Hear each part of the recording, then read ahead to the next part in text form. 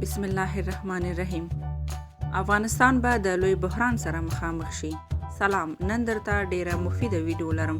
هیله ده تر پایه وګورئ او سحر میډیا چینل سبسکرایب کړئ.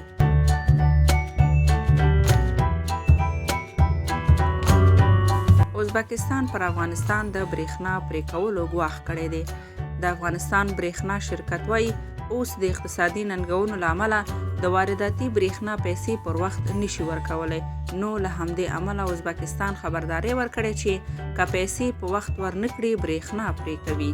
خو افغان حکومت وایي هیواد ته د ورکوونکي وارداتي برېښنا د پرې کېدو مخنیوي لپاره برېښنا شرکت ته د مالی سرچینو پر برابرولو کار کوي. د افغانستان مالیې وزارت وایي برېښنا شرکت ته د حکومتي ادارو د پورونو پر ورکړه کار روان دی.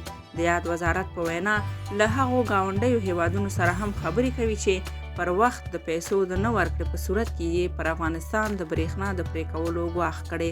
افغانستان 80 سلنه برېښنا له ګاونډیو هیوادونو پیري چې هر کال نږدې 300 میلیونه ډالره دغو هیوادونو ته ورکوي.